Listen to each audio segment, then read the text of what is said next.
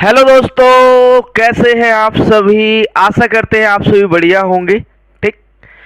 आज जो है आपका ब्रह्मास्त्र प्रैक्टिस सेट 23 है। ठीक, ये 40 आपको करवाने वाले हैं ब्रह्मास्त्र इसमें।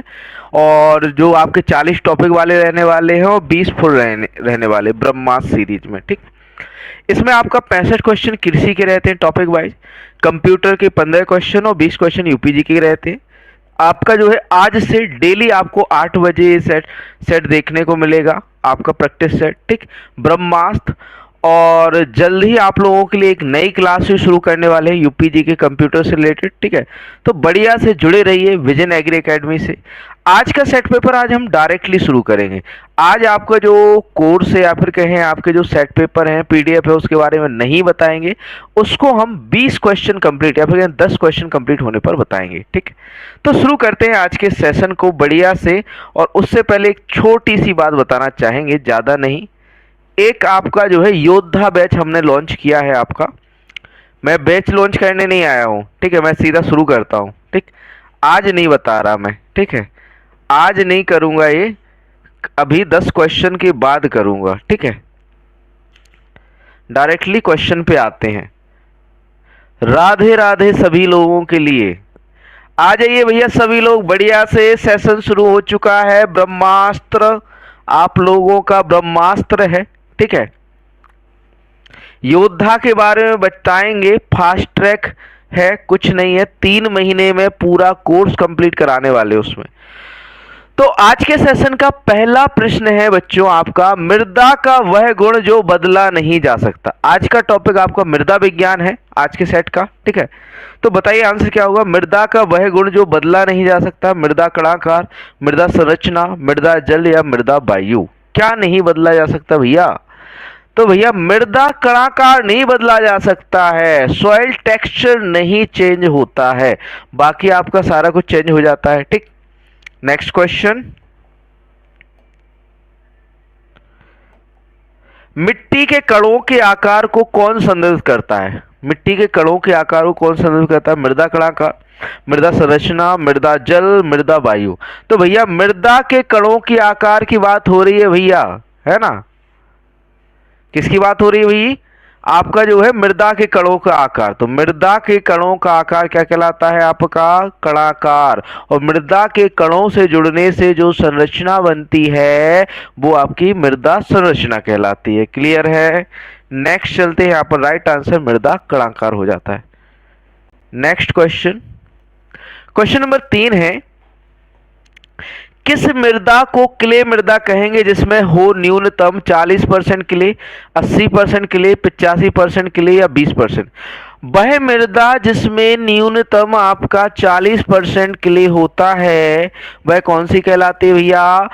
क्ले मृदा कहलाती है, क्ले सॉइल कहलाती है। या फिर कहे वह मृदा जिसमें 40% क्ले होगा ना, उसे हम क्ले सॉइल कह सकते हैं। ठीक, नेक्स्ट क्वेश्चन, फसलों की खेती के लिए मृदा की कौन सी संरचना सबसे अच्छी मानी जाती है?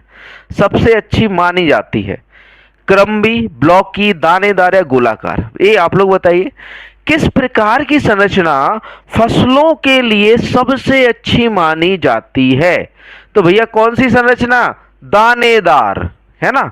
आपकी जो ग्रेनुअल्स वाली जो संरचना होती है, ग्रेनुलर संरचना होती है या दानेदार संरचना होती है, यह जो है सबसे अच्छी मानी जाती है खेती के लिए। ठीक, नेक्स्ट क्वेश्चन, अगला क्वेश्चन है, क्वेश्चन नंबर 5 है, मृदा के कणों का औसत कण घनत्व होता है। कण घनत्व या पार्टिकल डेंसिटी कितना होता है? एवरेज आपका 1.6 mg पर मीटर क्यूब, 2.65 mg पर मीटर क्यूब, 2.6 mg पर मीटर क्यूब और आपका जो है आपका 1.6 mg पर मीटर क्यूब। कितना होता है भैया आपका जो है कण घनत्व या पार्टिकल डेंसिटी? तो भैया पार्टिकल डेंसिटी कितनी होती है? 2.65 होती है। कितनी होती है? 2.65। औसत जो एवरेज होता है 2.65 होता है। नेक्स्ट क्वेश्चन, मृदा के गुण एवं स्वभाव लिखी गई एक पुस्तक है, किसके द्वारा लिखी गई थी? नाइल सी ब्रेडी द्वारा, सेलिस बर्ग एंड रोस द्वारा, GHS रेड्डी द्वारा या AS चंदेल द्वारा? किसके द्वारा मृदा के गुण एवं स्वभाव किताब जो है लिखी गई थी? तो भैया ये लिखी गई थी नाइल सी ब्रेडी द्वारा। किसके द्वारा लिखी गई थी बच्चों? नाइल सी ब्रेडी द्वारा। मृदा के गुण एवं स्वभाव जो पुस्तक है वो किसने लिखी थी? नाइल सी ब्रेडी द्वारा लिखी गई थी। अगला क्वेश्चन, क्वेश्चन नंबर 7 है, यदि एक बॉक्स में भरी, यहां पर भारी नहीं होगा, भरी 2.65 ग्राम मृदा 2 सेंटीमीटर क्यूब आयतन घेरती है तो मृदा का आभासीय स्थूल घनत्व कितना होगा?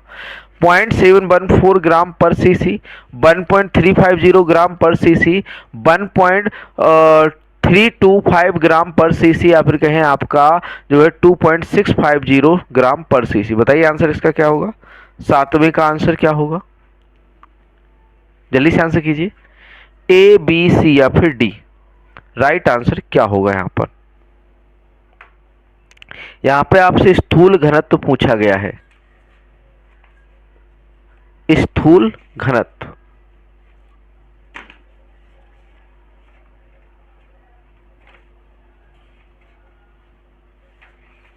यहां पर हमें जो है पार्टिकल डेंसिटी दी गई है, ठीक है।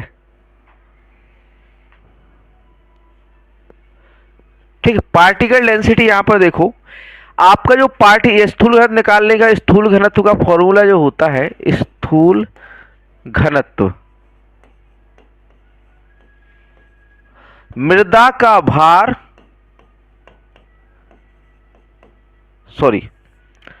मृदा का भार वटे में मृदा का आयतन।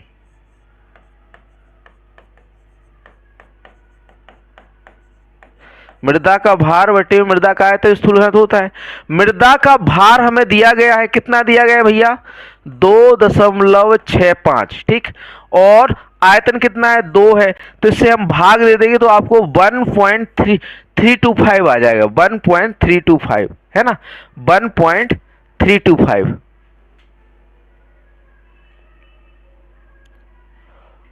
चार का ये नहीं होगा, दानेदार संरचना होती है, ठीक। अरे भैया 1.33 किसकी होती है? बल्क डेंसिटी होती है सामान्य मृदा की, है ना। अगला क्वेश्चन है, प्राथमिक एवं द्वितीयक मृदा कणों के विन्यास को कहते हैं? मृदा संरचना, मृदा कणाकाश, मृदा संरचना, उपरोक्त सभी। प्राथमिक एवं द्वितीयक मृदा कणों के विन्यास। विन्यास क्या बनाएगा भैया? विन्यास कह रहा है मतलब एक संरचना बनाने की कह रहा है ना, तो विन्यास मतलब मृदा संरचना। प्राथमिक और द्वितीयक मृदा के कण मिलकर क्या बनाते हैं? क्या बनाते हैं? आपकी मृदा संरचना बनाते हैं। नेक्स्ट क्वेश्चन, क्वेश्चन नंबर 9, अधिकांश मृदाओं का स्थूलता घनत्व होता है 3.25 से 4.0, 2.50 से 2.70 और 1.02 से 1.80 ग्राम पर सीसी, इनमें से कोई नहीं। अब जैसे बच्चों आपका जो है नॉर्मली स्थूल घनत्व कितना होता है? 1.33 है ना, 1.33 होता है। इसके हिसाब से आपको एक रेंज लेके चले तो आपका 1.02 से 1.80 के बीच आपका जो है स्थूल घनत्व देखने को मिलेगा। सी राइट आंसर यहां पर होगा, क्योंकि हम जो है कभी कभी रेंज भी दे दी जाती है आपको, तो उसके अकॉर्डिंग हम आंसर कर सकते हैं, ठीक। अगला क्वेश्चन है, किस मृदा की धनायन विनिमय क्षमता सर्वाधिक होती है? रेत की, सिल्ट, क्ले या दोमट? सर्वाधिक धनायन विनिमय क्षमता। अब भैया हमने पढ़ा है कि जैसे जैसे मृदा के कण महीन होते जाते हैं वैसे वैसे धनायन विनिमय क्षमता या सीईसी कैटायन एक्सचेंज कैपेसिटी क्या होती है? बढ़ती जाती है ना। तो यहां पर राइट आंसर क्या होगा? क्ले होगा भैया। क्ले क्या होती है? चिकनी मिट्टी, महीन मृदा है भाई, तो यहां पर राइट आंसर क्ले होगा, रेत नहीं होगा। ये रेत कौन लिख रहा है ना, रेत नहीं होगा, क्ले होगा, ठीक। अब जैसा कि हमने कहा था कि 10 नहीं चलो 20 क्वेश्चन करा देते हैं, उसके बाद आपको बताएंगे, ठीक है, आपके कोर्सेस के बारे में, ठीक। क्वेश्चन नंबर 11 है, गुरुत्वाकर्षण बल से मृदा का एक स्थान से दूसरे स्थान पर जाना कहलाता है जलोढ़क, प्रक्षालन, कोलुबियम या निच्छालन। अब भैया यहां पर कह रहा है कि भाई आपका गुरुत्वाकर्षण बल से जाएगा, किससे जाएगा है, जाना है आपका जो है गुरुत्वाकर्षण बल से, है ना। तो गुरुत्वाकर्षण बल से जलोढ़क होगा, जलोढ़क तो भैया आपका जो है जल के द्वारा होता है ना। जल के द्वारा मृदा के कण जब बहाकर लाए जाते हैं उसे जलोढ़क कहा जाता है ना। तो यहां पर राइट आंसर जो होगा कोल्यूवियम, कोल्यूवियम कहेंगे ना। गुरुत्वाकर्षण बल से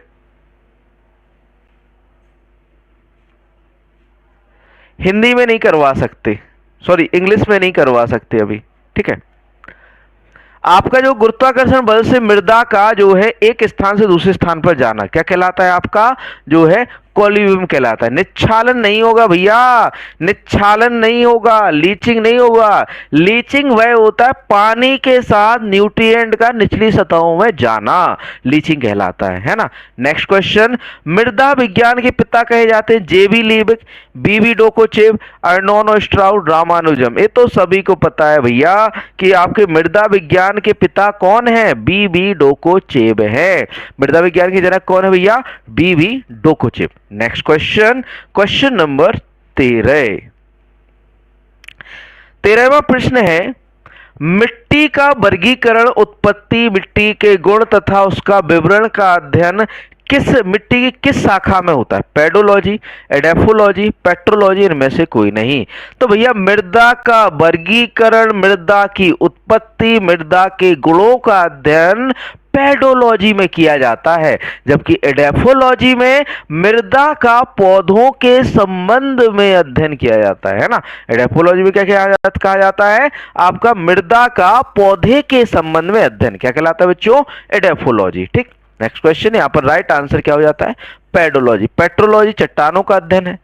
सामान्य मिट्टी में कार्बनिक पदार्थ पाया जाता है 45%, 5%, 30%, 25%। तो नॉर्मली हमने पढ़ा है कि सामान्य मृदा, हमने कंपोजिशन पढ़ा है कि 45% तो भैया खनिज पदार्थ होता है, 25% जल होता है और 25% वाटर, सॉरी आपका जो है एयर होती है या फिर कहें वायु होती है। 5% जो बचा है वो कार्बनिक पदार्थ होता है भाई, क्या होता है भाई, कार्बनिक पदार्थ। नेक्स्ट क्वेश्चन, मृदा शब्द निम्नलिखित में से किस भाषा से लिया गया है, लैटिन, ग्रीक, अंग्रेजी या अरबी। तो आपका जो है मृदा शब्द लैटिन भाषा का शब्द है भाई, किस भाषा का शब्द है, लैटिन भाषा का, ठीक। नेक्स्ट क्वेश्चन, भारतीय मृदा विज्ञान संस्थान कहाँ है, Indian institute of soil science कहां पर है।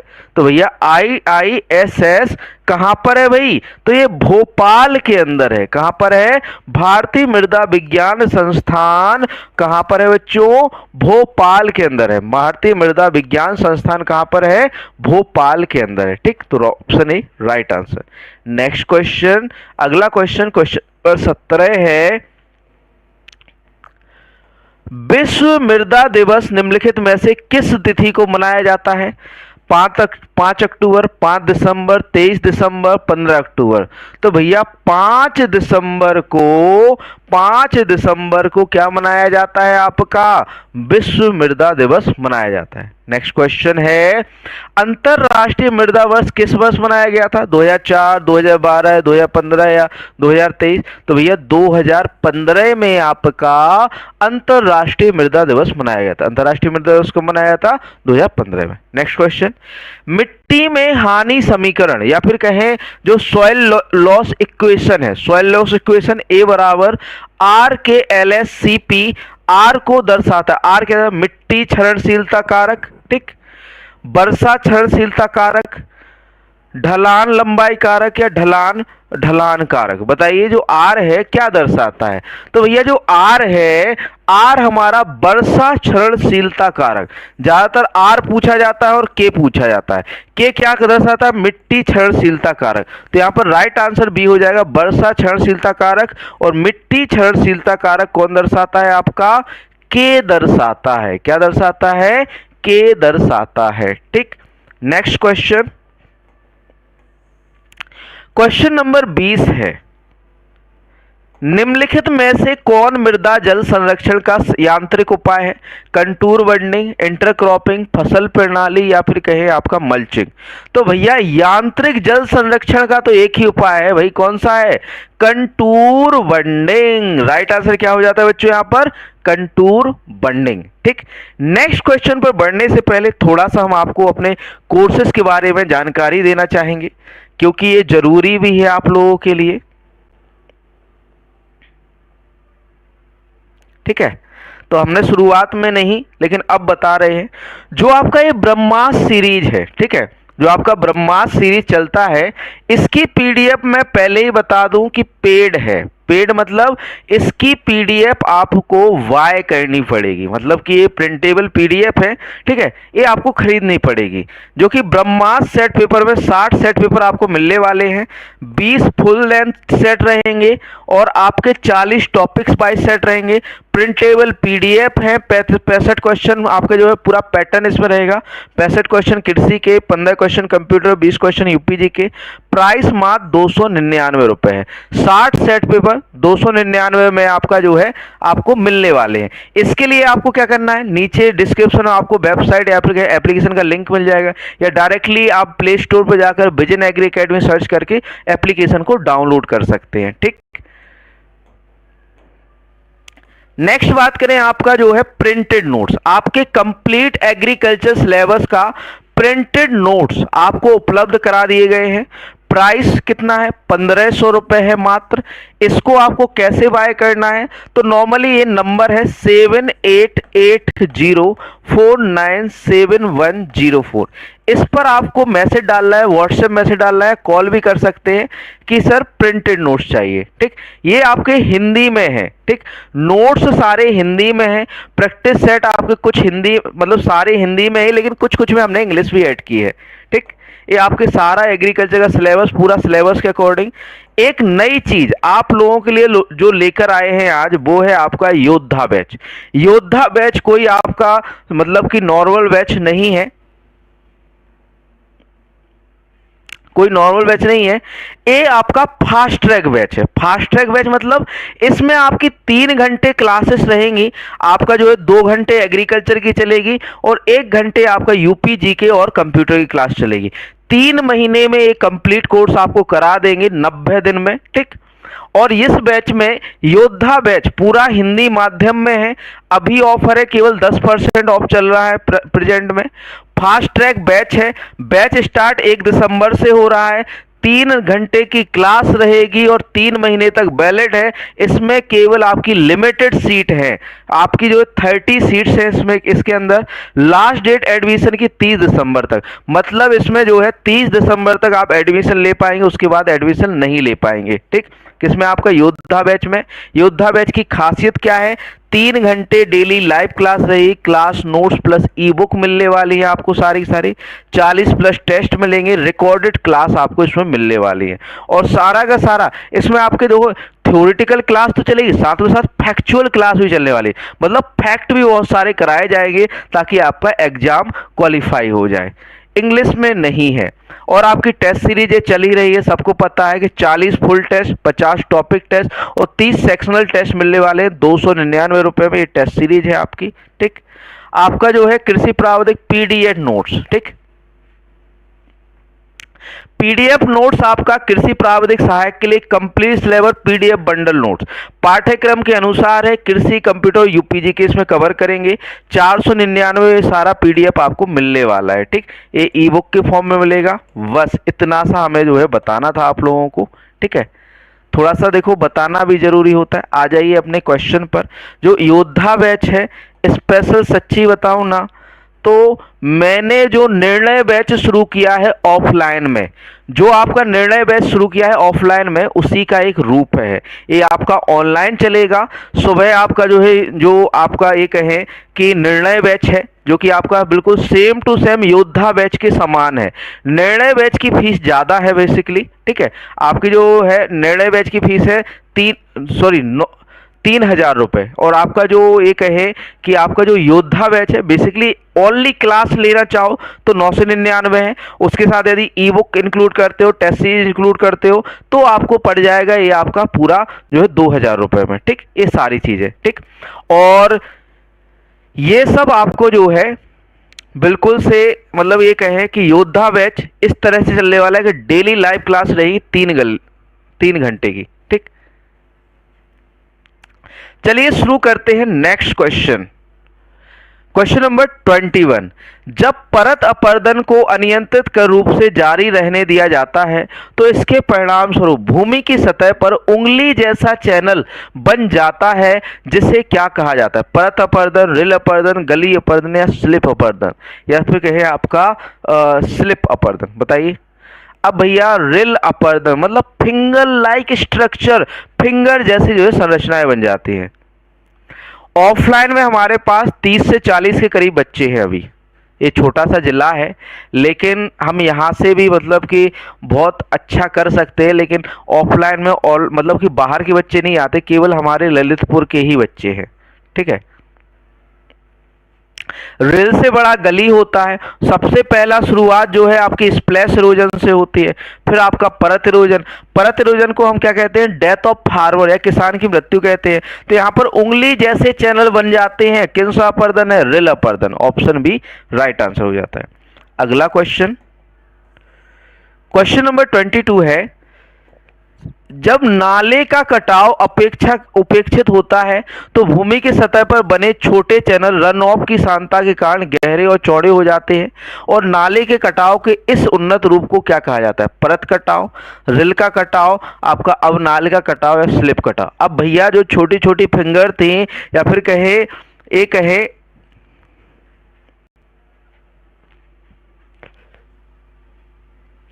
है ना, तो आपका जो है एक है कि नाले का आकार ले रहा है, तो आपका ना तो परत होगा ना रिल होगा, बच्चा कौन सा? अब नालिका कटाव। तो यहां पर राइट आंसर क्या हो जाता है? अब नालिका या गली इरोजन। इसे क्या कहते हैं? आपका गली इरोजन कहा जाता है। गली इरोजन कहा जाता है। नेक्स्ट क्वेश्चन है आपका क्वेश्चन नंबर 23 है। निम्नलिखित में से कौन सा कारक जल द्वारा मृदा अपर्दन को प्रभावित करता है? वर्षा, ढलान की डिग्री और लंबाई, मिट्टी का प्रकार, उपरोक्त सभी। तो भैया मृदा अपर्दन आपका देखो सभी प्रभावित करेंगे, क्योंकि वर्षा की मात्रा अधिक वर्षा होती है तो ज्यादा कटाव होगा, है ना। सबसे ज्यादा अपनाल का कटाव इटावा। हाँ जी। ढलान की डिग्री और लंबाई मतलब ढलान कितना लंबा है या कितने डिग्री पर है, ये भी प्रभावित करता है।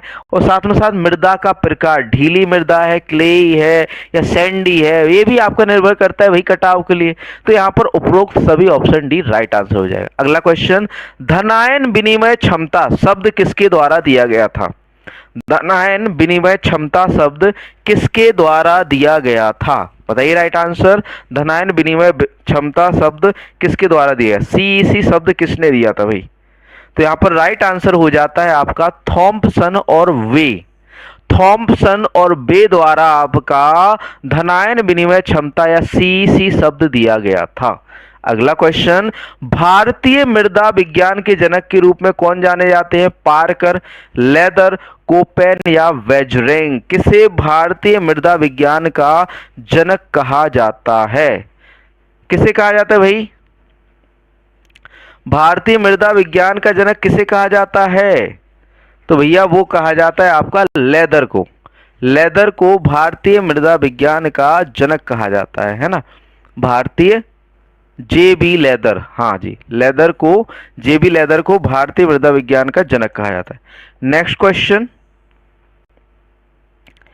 ए प्लस बी प्लस सी क्षितिज को कहा जाता है सोलम, रेगोलिथ, मृदा प्रोफाइल, इनमें से कोई नहीं। तो भैया ए प्लस बी तो मिलकर सोलम बनाते हैं, ए प्लस बी प्लस सी मिल रहा है तो क्या बनेगा? रेगोलिथ।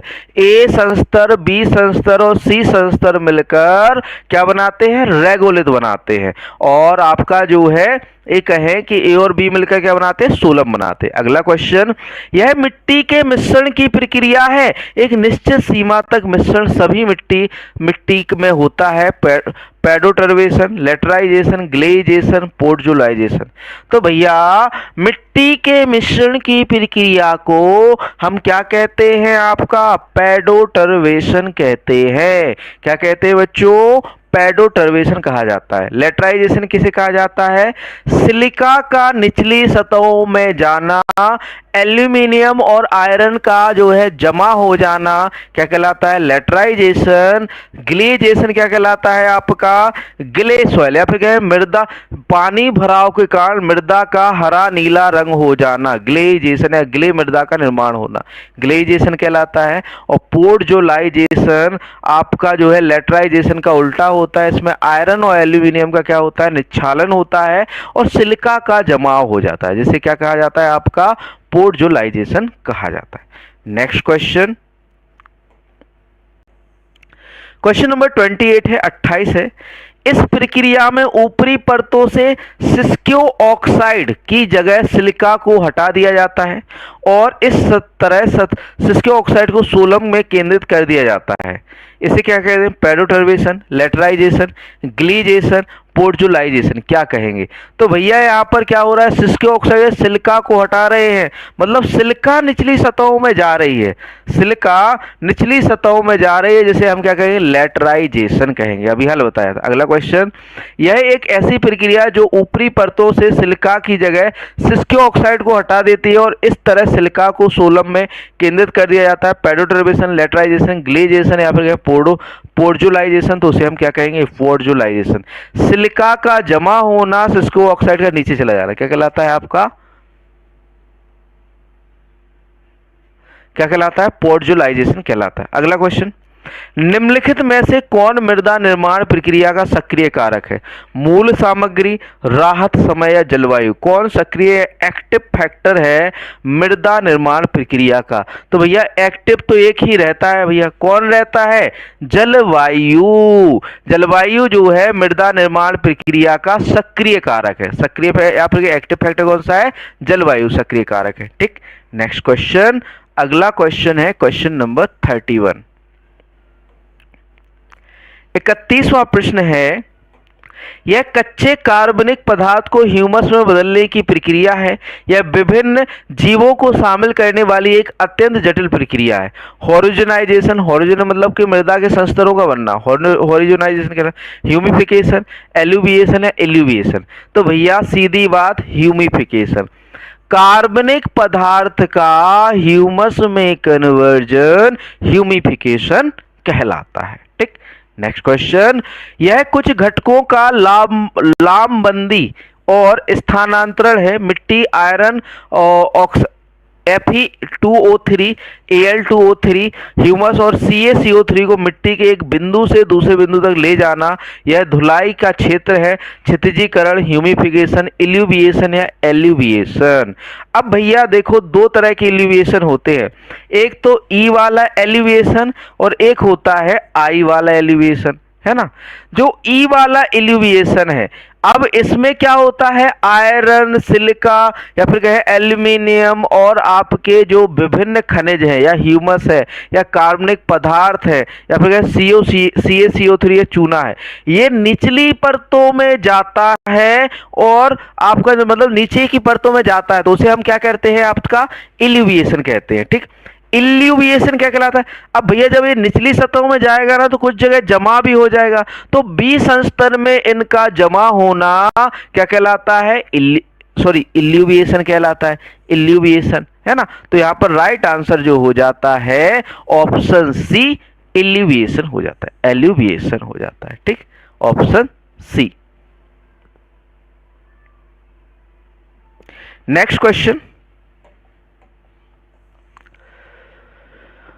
निचली परत में मिट्टी की सामग्री के जमाव की प्रक्रिया को क्या कहा जाता है, क्षितिजीकरण, ह्यूमिफिकेशन, एल्यूविएशन या फिर एल्यूविएशन। तो भैया ए एल्यूविएशन कहलाएगा, मतलब जो भी खनिज पदार्थ गए हैं, न्यूट्रिएंट गए हैं, नीचे की परतों में जमा हो गए, जिसे हम क्या कहते हैं, एल्यूविएशन कहते हैं। ठीक, नेक्स्ट क्वेश्चन, प्रमुख नैदानिक क्षितिज और गुणों की उपस्थिति या अनुपस्थिति द्वारा इंगित मिट्टी बनाने की प्रक्रिया क्या कहलाती है? मृदा क्रम, मृदा उपक्रम, परिवार या श्रृंखला।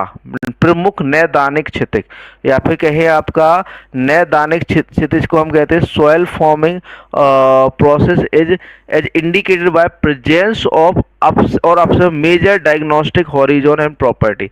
डायग्नोस्टिक मतलब जिसको मतलब कि देखा जा सके, डायग्नोस्टिक नैदानिक क्षितिज और गुणों की उपस्थिति या अनुपस्थिति द्वारा इंगित मिट्टी बनाने की प्रक्रिया है। यह एक है मृदा क्रम, मृदा उपक्रम, परिवार या श्रृंखला। क्या है भाई? ये सॉइल क्लासिफिकेशन का क्वेश्चन है। हाँ, ई के बाद आई वाला आएगा, तो इसका राइट आंसर जो हो जाता है बच्चों वो हो जाता है मृदा क्रम। इसे हम क्या कहेंगे भाई? सॉइल ऑर्डर कहेंगे। प्रमुख नैदानिक क्षितिज और गुणों की उपस्थिति या अनुपस्थिति द्वारा इंगित मिट्टी बनाने की प्रक्रिया यह क्या है? मृदा क्रम है। क्या है बच्चों? मृदा क्रम। Option A. अगला क्वेश्चन, क्षितिज का प्रकार और व्यवस्था, रंग, बनावट, संरचना, क्षितिज की स्थिरता और प्रतिक्रिया, क्षितिज की रासायनिक और खनिज गुण क्या होते हैं? मृदा क्रम, मृदा उपक्रम, परिवार, श्रृंखला। इसे हम भैया कहेंगे आपका जो है श्रृंखला या सीरीज। क्षितिज का प्रकार और व्यवस्था, रंग, बनावट, संरचना, क्षितिज की स्थिरता और प्रतिक्रिया, क्षितिज की रासायनिक और खनिज गुण को हम क्या कहते हैं? श्रृंखला कहते हैं। क्या कहते हैं? श्रृंखला या सीरीज कहते हैं। ठीक, ऑप्शन डी। अगला क्वेश्चन,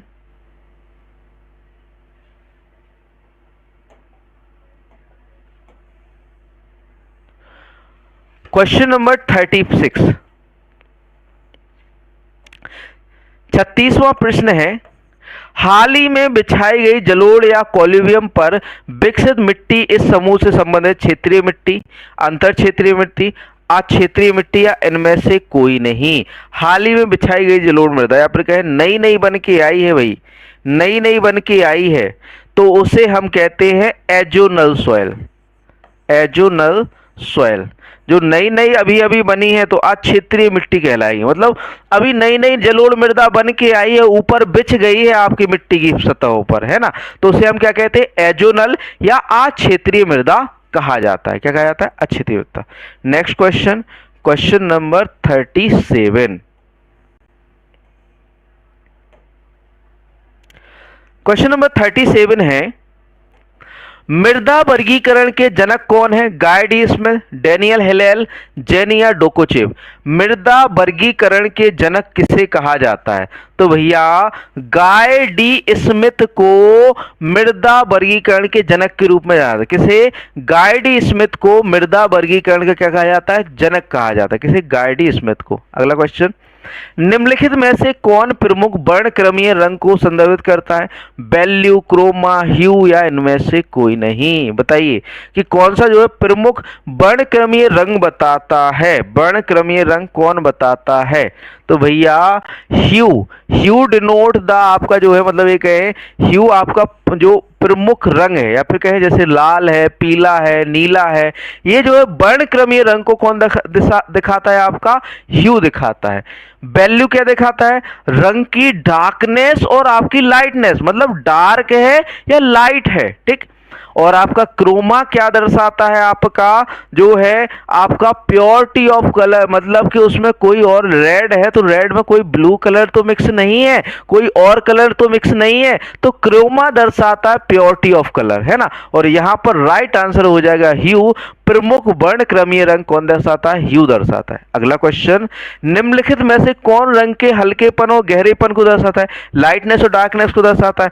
वैल्यू, क्रोमा, ह्यू, इनमें से कोई नहीं। तो हमने बताया कि भैया वैल्यू दर्शाती है लाइटनेस और डार्कनेस, है ना।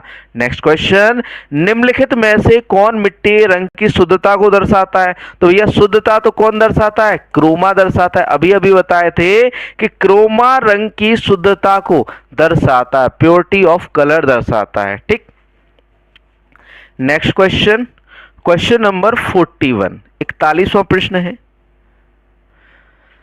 अधिकांश फसलों के लिए सबसे उपयुक्त मिट्टी कौन सी है? रेतीली मिट्टी, रेतीली दोमट मिट्टी या फिर आपका जो है क्ले, यहां पर क्या है? क्ले है, क्ले या सिल्ट?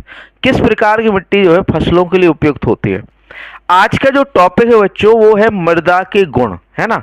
मृदा के भौतिक एवं रासायनिक गुणों से जो है आज के टॉपिक है। तो आज का टॉपिक मृदा के गुणों पर है, ठीक है। इस वजह से आपको ज्यादातर क्वेश्चन जो देखने को मिल रहे हैं मृदा के गुण वाले देखने को मिल रहे हैं, ठीक। इसके बाद नेक्स्ट टॉपिक आपके सिलेबस के अकॉर्डिंग जो भी होगा वो रहेगा, ठीक। तो बताइए राइट आंसर क्या है? रेतीली दोमट, सैंडी लोम सॉइल, है ना। सैंडी लोम सॉइल क्या होती है? सबसे अच्छी मानी जाती है या फिर क्या है? सबसे उपयुक्त मिट्टी है, ठीक। तो राइट आंसर यहाँ पर बी हो जाता है। नेक्स्ट क्वेश्चन, विभिन्न मिट्टी की जल धारण क्षमता अवरोही क्रम में। अब भैया रेत सिल्ट मृतिका, मृतिका सिल्ट रेत, सिल्ट रेत मृतिका, सिल्ट रेत मृतिका, सॉरी सिल्ट रेत मृतिका। यहाँ पर जो है दो क्वेश्चन ऑप्शन जो है सेम टू सेम हो गए हैं। तो बताइए भैया जल धारण क्षमता सर्वाधिक किसकी होती है? तो भैया सर्वाधिक तो एक की होती है आपकी क्ले सॉइल की। सेकंड कौन आएगा? सिल्ट आएगा। थर्ड कौन आएगा भैया? सैंड आएगा। तो राइट आंसर क्या हो जाएगा? बी हो जाएगा, मृतिका सिल्ट रेत। अगला क्वेश्चन, क्षेत्र क्षमता और बिल्टिंग गुणांक या फिर कहें आपका जो है बिल्टिंग गुणांक के बीच जो स्थित कोशिका केशिका जल का भाग क्या होता है? मुरझान गुणांक, मुरझान गुणांक के भी जो आपका जो स्थित केशिका जल का भाग है वो क्या कहलाता है? केशिका जल, उपलब्ध जल, अनुपलब्ध जल या अति उपलब्ध जल, क्या कहेंगे भैया? क्षेत्र क्षमता, बिल्टिंग गुणांक के बीच जो जल उपलब्ध होता है उसे उपलब्ध वाटर या अवेलेबल वाटर कहा जाता है। क्या कहा जाता है बच्चों? अवेलेबल वाटर कहा जाता है। नेक्स्ट क्वेश्चन, क्वेश्चन नंबर 44, 44वां प्रश्न है, लगभग 31 एटमॉस्फेयर के तनाव तक रखे गए पानी को क्या कहते हैं? मुरझान गुणांक, आर्द्रता गुणांक, केशिका जल, इनमें से कोई नहीं। 31 एटमॉस्फेयर को क्या कहा जाता है? 31 एटमॉस्फेयर को क्या कहा जाता है? हाँ, अवेलेबल वाटर 1/3 से 15 एटमॉस्फेयर तक होता है, ठीक। बताइए क्या होगा राइट आंसर यहाँ पर? ए, बी, सी या फिर डी? तो यहाँ पर राइट आंसर आर्द्रता गुणांक। 31 एटमॉस्फेयर क्या होता है? आर्द्रता गुणांक। 15 एटमॉस्फेयर पे क्या होता है? मुरझान गुणांक। 15 एटमॉस्फेयर क्या होता है? मुरझान गुणांक। और 31 एटमॉस्फेयर पे क्या होता है? आर्द्रता गुणांक। अगला क्वेश्चन, यूएसडीए के अनुसार महीन रेत बनावट मिट्टी का आकार क्या है? महीन रेत, है ना, या फिर कहें फाइन सैंड का आकार क्या है? आपका 0.05 से 0.10, 0.10 से 0.25, 0.25 से 0.50 और 0.50 से 1.00। बताइए महीन रेत का बनावट वाली मिट्टी का आकार क्या होता है अकॉर्डिंग टू यूएसडीए? तो भैया यूएसडीए के अनुसार महीन रेत का 0.10 से 0.25 महीन रेत। जय हिंद दोस्तों, शेयर कर देना भाई, अच्छे लग रहे हो क्वेश्चन तो, ठीक है। 0.10 से 0.25। नेक्स्ट क्वेश्चन, आईएसएसएस के अनुसार महीन रेत बनावट मिट्टी का आकार। अब यहां पर किसके अनुसार पूछा है? आपका आईएसएसएस। अब देखो आपका 0.002 से कम है तो आपका क्या कहलाएगा? आपका क्ले कहलाएगा। 0.00 से 0.02 है तो आपका जो है क्या कहलाएगा? सिल्ट कहलाएगा। 0.02 से 0.2 है तो फाइन सैंड, महीन मिट्टी कहलाएगा। ऑप्शन सी यहां पर राइट आंसर हो जाता है। अगला क्वेश्चन, क्वेश्चन नंबर 47, चिकनी दोमट मिट्टी में मिट्टी की मात्रा कितनी होती है? चिकनी दोमट मिट्टी में यहां पर सॉरी क्ले की मात्रा, क्ले की मात्रा कितनी होती है? क्ले को कभी कभी हिंदी में ट्रांसलेट करते घर जो है आपका क्या कर दिया जाता है? मिट्टी लिख दिया जाता है। तो चिकनी दोमट मिट्टी में क्ले की मात्रा कितनी होती है? 0 से 10, 0 से 27, 27 से 40 या 40 से 60? कितने परसेंट चिकनी मिट्टी में या क्ले सॉइल में क्ले की मात्रा होती है? सॉरी क्ले लॉम में, चिकनी दोमट मृदा में कितनी जो है क्ले होती है आपके? तो भैया 27 से 40%, 27 से 40% के बीच क्या होता है? क्ले होता है। 27 से 40, है ना। 40 से 60 लिख रहे हैं, रॉन्ग है। 27 से 40 के बीच जो है चिकनी दोमट या क्ले लॉम सॉइल में क्या होता है आपका जो है आपका सॉरी ये कहें कि क्ले की मात्रा होती है, ठीक। नेक्स्ट क्वेश्चन,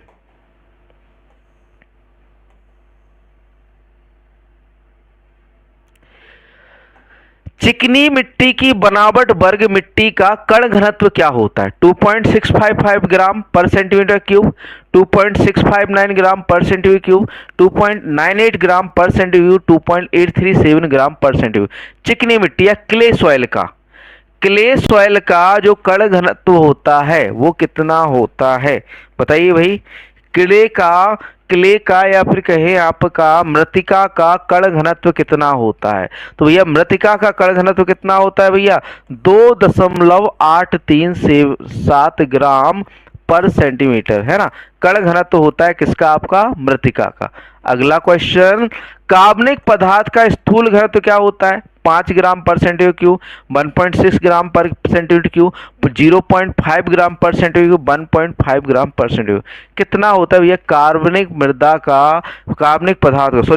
पदार्थ का स्थूल घनत्व? तो भैया वो होता है 0.5 ग्राम पर सेंटीमीटर क्यूब। 0.5 ग्राम पर सेंटीमीटर क्यूब किसका होता है? कार्बनिक पदार्थ का स्थूल घनत्व। अगला क्वेश्चन, मिट्टी की विशिष्ट ऊष्मा क्या है? 1 कैलोरी पर ग्राम, 0.2 कैलोरी पर ग्राम, 0.5 कैलोरी पर ग्राम, 0.1। तो भैया मिट्टी की जो विशिष्ट ऊष्मा होती है वह कितनी होती है? 0.2 कैलोरी। कितनी होती है? 0.2 calorie. Option B right answer हो जाता है।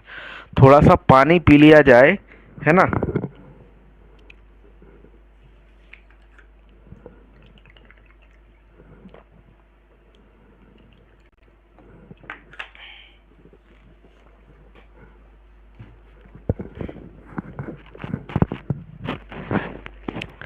नेक्स्ट क्वेश्चन आपका है क्वेश्चन नंबर 51। किस क्ले खनिज में उच्चतम धनायन विनिमय क्षमता होती है? सीईसी सर्वाधिक किसकी होती है? एलाइट की, क्योलिनाइट की, मोंटमोरोलाइट या बर्मिक्यूलेट? तो भैया मोंटमोरोलाइट से अधिक जो आपकी धनायन विनिमय क्षमता होती है वो बर्मिक्यूलेट की होती है, बर्मिकुलाइट की होती है। किसकी होती है? बर्मिकुलेट या बर्मिकुलाइट की। किसकी सर्वाधिक जो है उच्चतम धनायन विनिमय क्षमता होती है। ठीक, आगे बढ़ते हैं अगले क्वेश्चन की ओर। क्वेश्चन नंबर 52, 52वां प्रश्न है, विभिन्न नमी सामग्री पर यांत्रिक तनाव के लिए मिट्टी के प्रतिरोध को क्या कहा जाता है? मिट्टी की प्लास्टिसिटी, मिट्टी की स्थिरता, मिट्टी का घनत्व, मिट्टी की सघनता। तो भैया आपका खिंचाव के प्रति प्रतिरोध कर रहे, जैसे आप मान के चलो कोई स्प्रिंग खींचते हो, वापस से आए, मतलब प्रतिरोध कर रहे, तो उसे हम क्या कहते हैं भैया? प्लास्टिसिटी कहेंगे। क्या कहेंगे भैया? प्लास्टिसिटी कहेंगे, मिट्टी की प्लास्टिसिटी। हाँ, सर्वाधिक ह्यूमस में होता है। अगला क्वेश्चन, मध्यम से महीन बनावट वाली मिट्टी की सघनता क्या होती है? मतलब मध्यम से महीन, मीडियम टू फाइन सॉइल में आपकी जो है मिट्टी में सरंध्रता या फिर कहें रंध्रा कितने होते हैं? तो भैया राइट आंसर की बात करें तो ऑप्शन सी 40 से 60%। मध्यम से फाइन सैंड में, मध्यम से महीन बनावट वाली मिट्टी में आपके 40 से 60% क्या होते हैं? रंध्र होते हैं, या फिर कहें आपका जो है पोर स्पेस होता है। अगला क्वेश्चन, क्वेश्चन नंबर 54 है, केशिका जल का पीएफ मान क्या होता है? पीएफ मान क्या होता है? आपका जो है 4.50, 2.54, 2.54 से 4.50, 4.50। केशिका जल का पीएफ मान कितना होता है भाई? पीएफ मान केशिका जल का बताइए जल्दी से भैया। केशिका जल का जो पीएफ मान होता है वो होता है 2.54 से 4.50, 2.54 से 4.50। ठीक, कितना होता है? 2.54 से 4.50। अगला क्वेश्चन, यह वह शब्द है जिसका उपयोग पानी की अधिकतम मात्रा का वर्णन करने के लिए किया जाता है। जैसे एक मिट्टी मुक्त जल निकासी की अनुमति देने के बाद बरकरार रखेगी। स्थायी मुरझाने बिंदु, क्षेत्र क्षमता, आर्द्रता गुणांक या संतृप्ति। क्या होगा राइट आंसर यहाँ पर?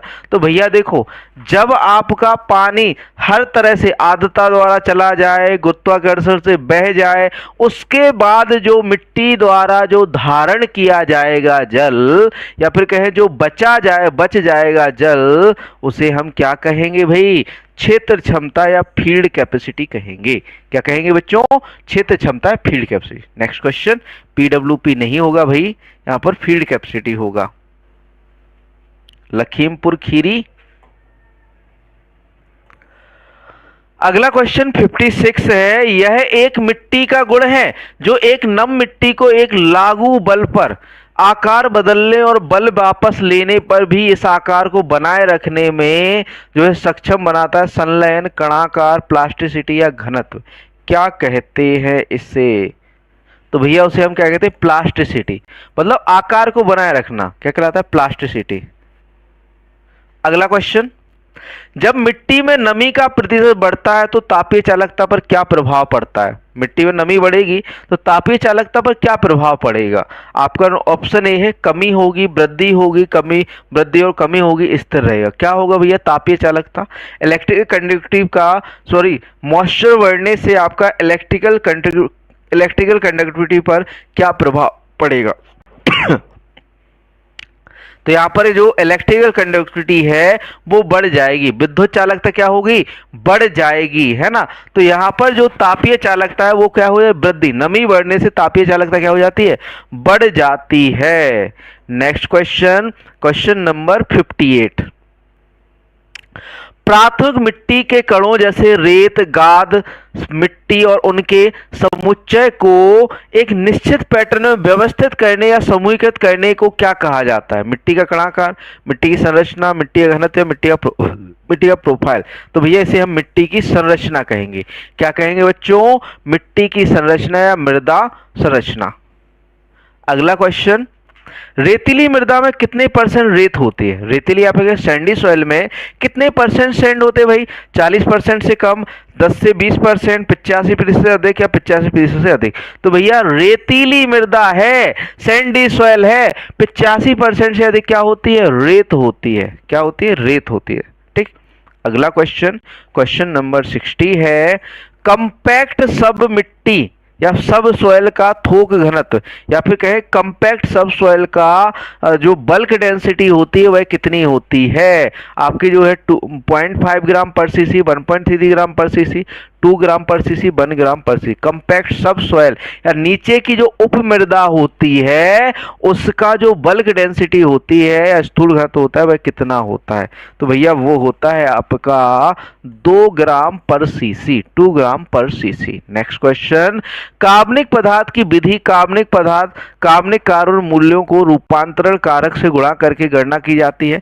1.247, 1.472, 1.724, 2.724। किसका गुणा? जिसे हम बेमेलिन फैक्टर भी कहते हैं। किसे कहते हैं भैया? बेमेलिन फैक्टर। बताइए राइट आंसर। तो इसका राइट आंसर हो जाता 1.724। 1.724 से मल्टीप्लाई करते हैं तो हमें जो है कार्बनिक पदार्थ में कार्बन मूल्य या फिर कार्बन के मान मिल जाता है, जिसे हम इसे जो है बेमेलिन फैक्टर के नाम से भी जानते हैं, 1.724। अगला क्वेश्चन, बेमेलिन कारक का मान क्या होता है? तो अभी हाल बताया 1.724 होता है। बेमेलिन कारक का मान क्या होता है? 1.724 होता है। ठीक, 1.724। नेक्स्ट क्वेश्चन,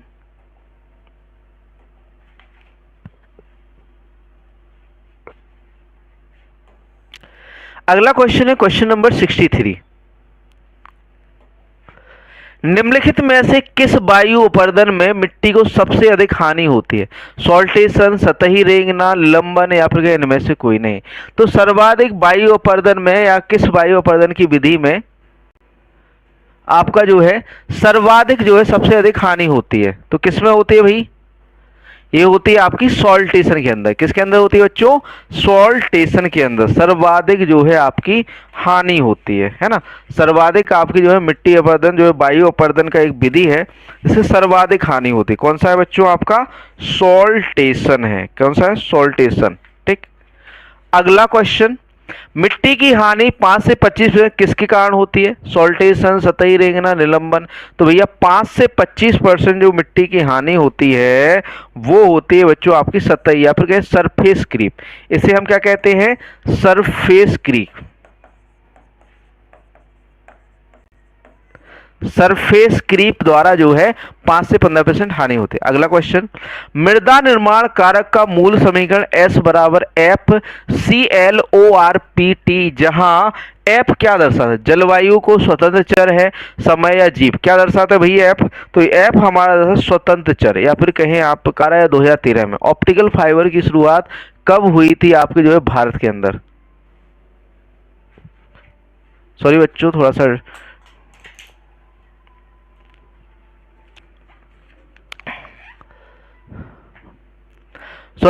सा डिस्कनेक्ट हो गया था,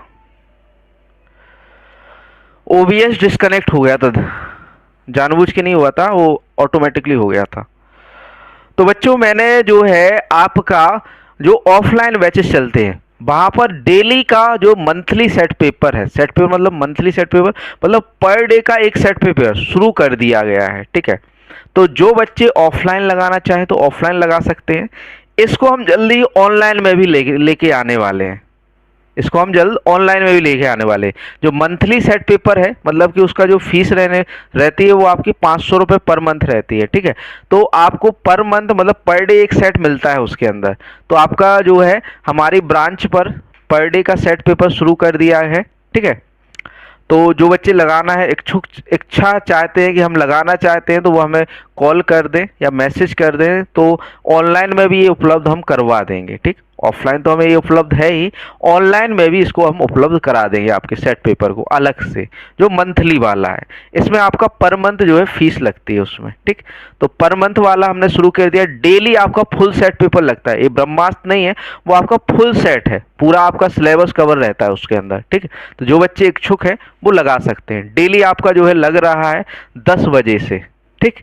तो जो बच्चे चाहते हैं कि बस सर हमें ऑनलाइन लगाना है वो हमसे कांटेक्ट कर सकते हैं हमारे नंबर पर, और जो बच्चे ऑफलाइन लगाना चाहते हैं वो डायरेक्टली हमारे ब्रांच पर आ सकते हैं, ठीक।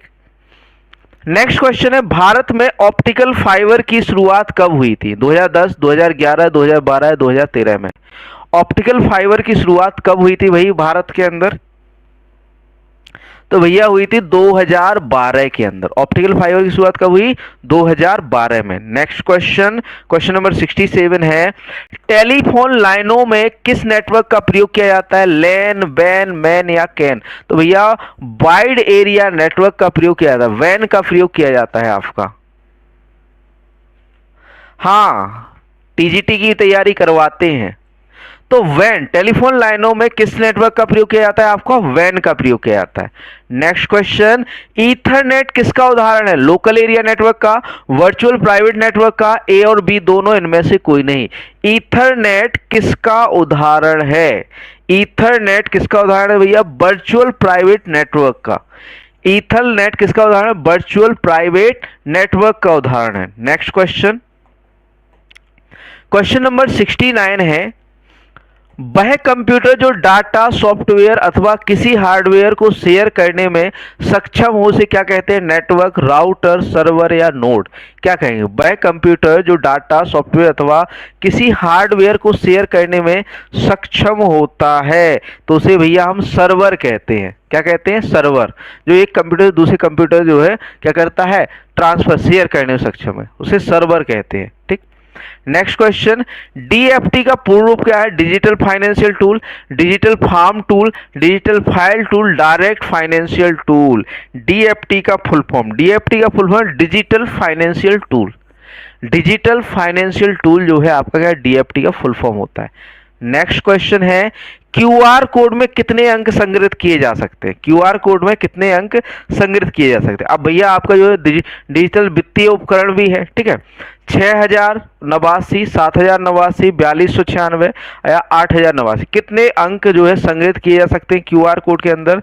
तो आपके 7089 अंक जो है क्यूआर कोड के अंदर क्या किए जाते हैं? संग्रहित किए जा सकते हैं। नेक्स्ट क्वेश्चन, संचार नेटवर्क में किसका प्रयोग अनधिकृत यूजर से बचाने के लिए किया जाता है? मेलवेयर का, फॉर्मेसी, फायरवॉल, प्रॉक्सी सर्वर। संचार नेटवर्क किसका प्रयोग अनधिकृत डाटा को या फिर कहें यूजर को से बचाने के लिए किया जाता है? तो भैया हम किसका प्रयोग करते हैं? यहाँ पर हम फायरवॉल का प्रयोग करते हैं। फायरवॉल, फायरवॉल एक तरह से आपका एंटीवायरस है जो आपके एक है कंप्यूटर की रक्षा करता है। नेक्स्ट क्वेश्चन, इंटरनेट या मोबाइल के माध्यम से ऑनलाइन किसी व्यक्ति के द्वारा किसी अन्य व्यक्ति को धमकाना, बहलाना, फुसलाना, लूटना किसके अंतर्गत आता है? Cyber grooming, cyber bullying, spam या फिशिंग। क्या कहते हैं भैया? किसी को धमका रहे हो ऑनलाइन तो क्या कहा जाएगा? साइबर बुलिंग कहलाएगा। क्या कहलाएगा? Cyber bullying. ये साइबर सुरक्षा आपके सिलेबस में है, उसका क्वेश्चन है। Next question, MS word document के पैराग्राफ में कहीं भी एक साथ कितनी बार क्लिक करने पर संपूर्ण पैराग्राफ चयनित हो जाता है? एक बार, दो बार, तीन बार, चार बार। तो भैया आप एमएस वर्ड में कोई भी पैराग्राफ पर क्लिक करना चाहते हो तो भैया उसे सिलेक्ट करना चाहते हो, तीन बार क्लिक कर दो उस पैराग्राफ पर कहीं भी, है ना, तो आपका पूरा पैराग्राफ जो है सिलेक्ट हो जाता है। अगला क्वेश्चन, क्वेश्चन नंबर 75 है, एमएस एक्सेल में वर्कशीट में डेटा को किस रूप में ऑर्गेनाइज किया जाता है? आपका रो के रूप में, कॉलम, रो और कॉलम दोनों स्प्रेडशीट। डेटा को किस रूप में ऑर्गेनाइज किया जाता है? तो भैया आपका रो और कॉलम में ऑर्गेनाइज किया जाता है। किसमें? रो और कॉलम दोनों में। नेक्स्ट क्वेश्चन, एमएस एक्सेल में वर्कशीट के डेटा को सेल में एडिट करने की शॉर्टकट की क्या है? एमएस एक्सेल में वर्कशीट के डेटा को जो है सेल में एडिट करने की जो शॉर्टकट की, F1, F2, F3 या F4, तो भैया वो है आपकी F2। कौन सी बच्चों? F2 है। नेक्स्ट क्वेश्चन है, एंड्रॉयड ऑपरेटिंग सिस्टम किस पर आधारित है? माइक्रोसॉफ्ट, लिनक्स, विंडो या यूनिक्स। किस पर आधारित भैया? एंड्रॉयड। तो लिनक्स ऑपरेटिंग सिस्टम पर आधारित है आपका एंड्रॉयड। एंड्रॉयड ऑपरेटिंग सिस्टम किस पर आधारित है? लिनक्स पर आधारित है। नेक्स्ट क्वेश्चन है क्वेश्चन नंबर 78, 78वां प्रश्न है, कंप्यूटर सिस्टम को स्टार्ट और रीस्टार्ट करने की प्रक्रिया को क्या कहा जाता है? सिलेबस, बूटिंग, डॉकिंग या इनमें से कोई नहीं। तो भैया जब आप स्टार्ट कर रहे हो, रीस्टार्ट कर रहे हो तो कंप्यूटर क्या करता है? बूट करता है ना, तो उसे हम बूटिंग कहेंगे, है ना। एडिट, F2 एडिट है आपका इसके अंदर, आपका एमएस एक्सेल के अंदर, ठीक। नेक्स्ट क्वेश्चन, किस प्रिंटर से कार्बन लगाकर अधिक प्रतियां निकाली जाती है? चेन प्रिंटर से, thermal printer, dot matrix printer, कोई नहीं। प्रिंटर में कार्बन लगाया जाता है। कौन सा प्रिंटर है भैया? तो भैया डॉट मैट्रिक्स प्रिंटर है। कौन सा है? Dot matrix printer. Next question, एक प्रिंटर अधिक से अधिक 64 छोटे नोजल्स के माध्यम से स्याही के फुहारों द्वारा सीधे कागज पर एक इमेज बनाता है, उसे हम क्या कहते हैं? Laser printer, ink tank printer, inkjet printer या थर्मल प्रिंटर। किस नाम से जानते हैं? तो भैया हम उसे इंकजेट प्रिंटर कहते हैं। क्या कहते हैं बच्चों? Inkjet printer. यहाँ पर 80 का C हो जाता है। इसके बाद हम आ जाते हैं उत्तर प्रदेश सामान्य ज्ञान, यूपीजीके। यूपीजीके का 81वां प्रश्न या फिर कहें पहला क्वेश्चन और सेट का 81वां प्रश्न है। देखिए लिखा है, गढ़मुक्तेश्वर उत्तर प्रदेश के हापुड़ में किस नदी के किनारे स्थित है? सरयू, रोहिणी, गोमती या गंगा। गढ़मुक्तेश्वर उत्तर प्रदेश के हापुड़ में किस नदी के किनारे है? तो भैया ये है आपका गोमती नदी के किनारे। गढ़मुक्तेश्वर किस नदी के किनारे है बच्चों? गोमती नदी के किनारे है। अगला क्वेश्चन, चंद्रगुप्त मौर्य का एक ताम्रपत्र अभिलेख सोहगौरा प्राप्त हुआ है। प्रयागराज से, लखनऊ, गोरखपुर, कौशाम्बी। सोहगौरा अभिलेख चंद्रगुप्त मौर्य का कहां से प्राप्त हुआ है? तो भैया ये हमें गोरखपुर से मिला है। कहां से मिला है बच्चों? गोरखपुर से। कहां से मिला है? गोरखपुर से। नेक्स्ट क्वेश्चन, अकबर के दरबार को सुशोभित करने वाले 9 रत्नों में से दो बीरबल का जन्म स्थान है। उन्नाव, इटावा, कालपी या चित्रकूट। बीरबल का जो है जन्म स्थान कौन सा है? बताइए राइट आंसर क्या होगा यहाँ पर? तो यह बीरबल का जो जन्म स्थान है वो है कालपी। बीरबल का जन्म स्थान क्या है बच्चों? कालपी।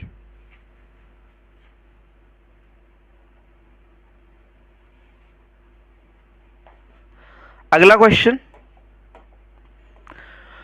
क्वेश्चन नंबर 84 है, किस मुगल शासक की मृत्यु जनवरी 1556 ईस्वी में दीन पनाह स्थित पुस्तकालय भवन की सीढ़ियों से गिरकर हुई थी?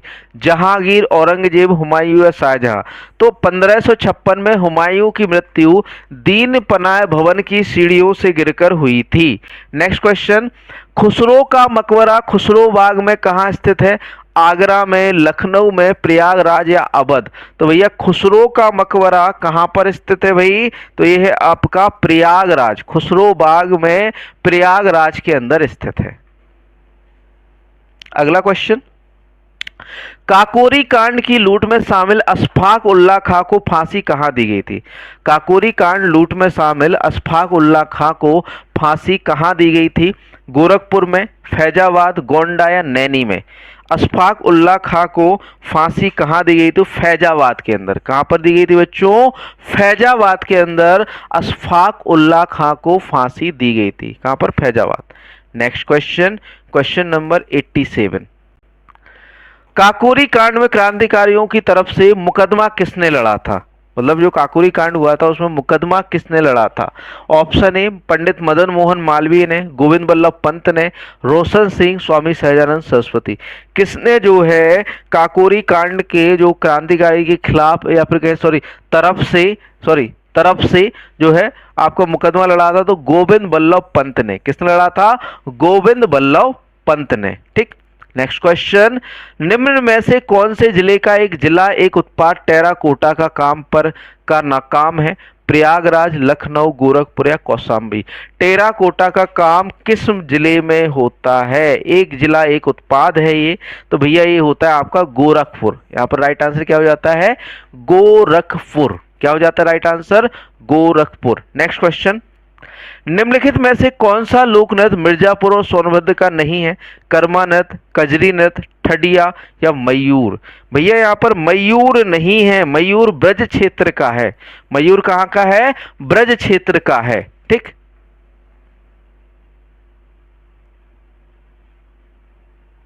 सतासी का बी है, ए नहीं है, देख लेना आप अच्छे से।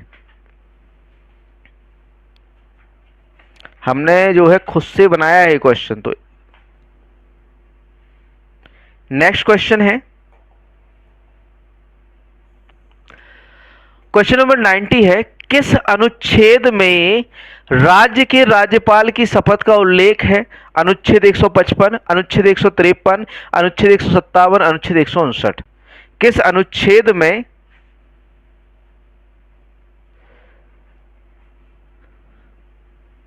चलिए दीक्षा जी इसको आपका जो है डाउट में रखते हैं।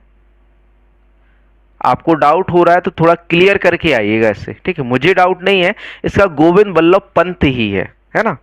मुझे डाउट नहीं है, आपको डाउट में है तो इसको क्लियर करके आइएगा।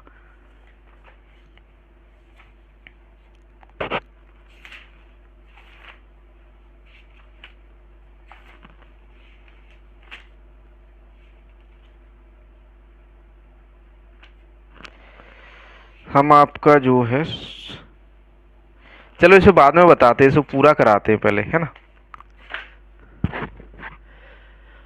अगला क्वेश्चन बताइए राइट आंसर 90 का। अनुच्छेद 159, अनुच्छेद 159 में जो है आपका 159 राज्यपाल की शपथ का उल्लेख है। व्यक्ति के रूप में योगी आदित्यनाथ उत्तर प्रदेश के कितने मुख्यमंत्री हैं भैया बताइए? तो भैया ये 21वें मुख्यमंत्री है व्यक्ति के रूप में। ठीक। नेक्स्ट क्वेश्चन, उत्तर प्रदेश का प्रथम फार्मा पार्क बुंदेलखंड में कहां बनने जा रहा है? जालौन, महोबा, झांसी, ललितपुर? तो ललितपुर के अंदर फार्मा पार्क। ये जो है आपका पीसीएस में पूछा गया था ये क्वेश्चन, है ना? फार्मा पार्क कहां बनने जा रहा है आपका? फार्माक्यूटिकल्स, ये पूछा गया था ललितपुर के अंदर। उसमें लखनऊ था, लखनऊ नहीं है, बिल्कुल क्लियर क्रिस्टल क्लियर ललितपुर था। ठीक। अगला क्वेश्चन, गोविंद सागर बांध उत्तर प्रदेश में किस नदी पर बना है? धसान नदी पर, बेतवा नदी, शहजाद नदी या केन नदी? तो भैया ये बना है शहजाद नदी पर। कहां पर, किस पर नदी पर बना है? शहजाद नदी पर। नेक्स्ट क्वेश्चन, क्वेश्चन नंबर 94 है, प्रदेश सरकार के यमुना एक्सप्रेसवे औद्योगिक विकास प्राधिकरण में 350 एकड़ भूमि पर मेडिकल डिवाइस पार्क की स्थापना किस जिले में कर रही है? आगरा, गौतम बुद्ध नगर, कानपुर, इटावा। कहां पर कर रहा है आपका यमुना एक्सप्रेसवे औद्योगिक विकास प्राधिकरण में 350 एकड़ भूमि पर मेडिकल डिवाइस पार्क की स्थापना किस जिले में कर रहा है? तो भैया ये हो रहा है आपका गौतम बुद्ध नगर। कहां पर हो रहा है बच्चों? गौतम बुद्ध नगर में। नेक्स्ट क्वेश्चन है, माचिस उद्योग का उत्तर प्रदेश में लघु एवं कुटीर उद्योग केंद्र है सहारनपुर, आगरा, अलीगढ़, वाराणसी। कहां पर है भाई? तो यह है आपका सहारनपुर के अंदर। माचिस उद्योग का उत्तर प्रदेश में लघु एवं कुटीर उद्योग केंद्र कहां पर है? सहारनपुर के अंदर। नेक्स्ट क्वेश्चन की ओर बढ़ते हैं आपका। नेक्स्ट क्वेश्चन है आपका 96वां प्रश्न है, आत्मनिर्भर उत्तर प्रदेश, सॉरी बच्चों, आत्मनिर्भर उत्तर प्रदेश प्रारंभ हुई थी 8 अप्रैल 2015, 20 जून 2020, 18 मई 2018 या 20 जून 2021। आत्मनिर्भर उत्तर प्रदेश प्रारंभ हुआ था, यह योजना कब शुरू हुई थी? बताइए भैया कब शुरू हुई थी? तो ये हुई थी आपकी 20 जून 2020 को आत्मनिर्भर उत्तर प्रदेश। अगला क्वेश्चन है, उत्तर प्रदेश सरकार द्वारा किसानों की आय में बढ़ोतरी एवं बाजार की प्रतिस्पर्धात्मक बनाने के लिए उत्तर प्रदेश कृषि उत्पादन मंडी संशोधन अध्यादेश प्रस्तुत किया गया था 6 मई 2020, 17 अक्टूबर 2020, 1 अप्रैल 2019 या 16 मई 2020 को। कब प्रस्तुत किया गया था? तो भैया ये प्रस्तुत किया गया था 6 मई 2020 को।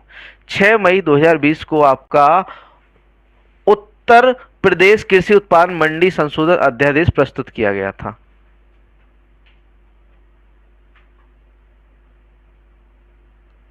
हाँ वही करा रहे हैं जो आपका प्रैक्टिस सेट 299 दे रहे हैं, वही आपका यूट्यूब पर करा रहे हैं। नेक्स्ट क्वेश्चन, सोनभद्र जिले में बेलन नदी पर स्थित जलप्रपात है मुखा जलप्रपात, टांडा जलप्रपात, सिरसी जलप्रपात या बिंद जलप्रपात। सोनभद्र जिले में बेलन नदी पर स्थित जलप्रपात कौन सा है? तो भैया ये है आपका मुखा जलप्रपात। मुखा जलप्रपात जो है बेलन नदी पर स्थित है, मुखा जलप्रपात। नेक्स्ट क्वेश्चन है, क्वेश्चन नंबर 99 है, भाट मृदा उत्तर प्रदेश के किस जिले में पाई जाती है? महाराजगंज, गोंडा, कुशीनगर या बांदा। भाट मृदा उत्तर प्रदेश के किस जिले में पाई जाती है? तो ये पाई जाती है कुशीनगर के अंदर। भाट मृदा कहां पे पाई जाती है? Kushinagar. Last question, Sharda barrage Uttar Pradesh में शारदा नदी पर बना है, यह किस जिले में है? शारदा बैराज किस जिले में? बिजनौर में, पीलीभीत, लखीमपुर खीरी या सोनभद्र के अंदर। शारदा बैराज कहां पर है? बताइए जल्दी से, लखीमपुर खीरी वालों बता दो जल्दी से, कहां पर है शारदा बैराज? तो शारदा बैराज आप ही के जिले में है, लखीमपुर खीरी के अंदर। कहां पर है शारदा बैराज आपका? लखीमपुर खीरी के अंदर। यहां पर आपके आज के सेट के 100 क्वेश्चन क्या होते हैं? समाप्त हो जाते हैं, है ना। शारदा बैराज कहां है? लखीमपुर खीरी, लखीमपुर खीरी के अंदर। ठीक, आगे बढ़ते हैं, आगे आगे आगे 100 क्वेश्चन यहां पर समाप्त हो गए हैं। अब हम जो है फ्रीली अपना मतलब प्रमोशन कर सकते हैं, है ना। अब तो कोई रोक टोक नहीं है बच्चों, अब तो हम आप लोगों को फ्रीली बता सकते हैं, क्योंकि अब तो आपकी क्लास हो गई ना। तो बच्चों आपके लिए जो आपका ब्रह्मास्त्र सेट पेपर यहां पर चलता है उसकी पीडीएफ पेड है, जो कि आपको एप्लीकेशन पर विजन एग्री एकेडमी पर देखने को मिलेगी, है ना। हाँ जी, सभी को बता रहे हैं, ठीक है। तो ये जो है, जो आपकी पीडीएफ है ब्रह्मास्त्र की 299 रुपए की है। इसमें आपको जो पीडीएफ मिलने वाली प्रिंटेबल रहेंगी, ठीक, और 20 फुल है और 40 आपके जो है इसमें टॉपिक सेट है, प्रिंटेबल है। पूरा पैटर्न जो ब्रह्मास्त्र यहाँ पर चलता है वही आपको इसमें मिलने वाला है, ठीक।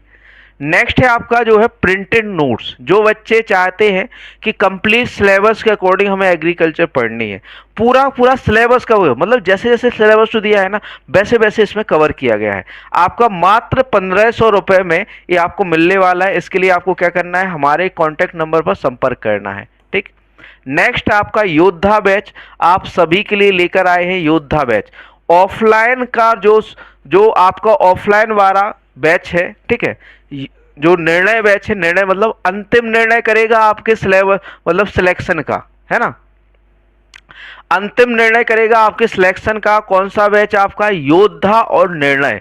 ऑफलाइन में निर्णय बैच है और ऑनलाइन में आपका योद्धा बैच। योद्धा बैच आपका 1 दिसंबर से शुरू होने जा रहा है, जिसके एडमिशन प्रारंभ हो गए। जो एडमिशन लेना चाहते हैं वो ले सकते हैं, ठीक।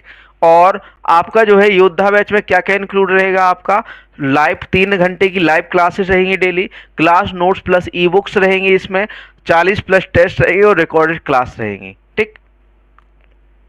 उसके बाद टेस्ट सीरीज है, 40 फुल है, 50 टॉपिक टेस्ट है, 30 आपके सेक्शनल है, 299 ये आपको जो है एप्लीकेशन पर देखने को मिलेगा। और आपकी जो पीडीएफ बंडल कोर्स है, जो प्रिंटेड नोट्स है, उसका ही रूप है आपका पीडीएफ बंडल कोर्स।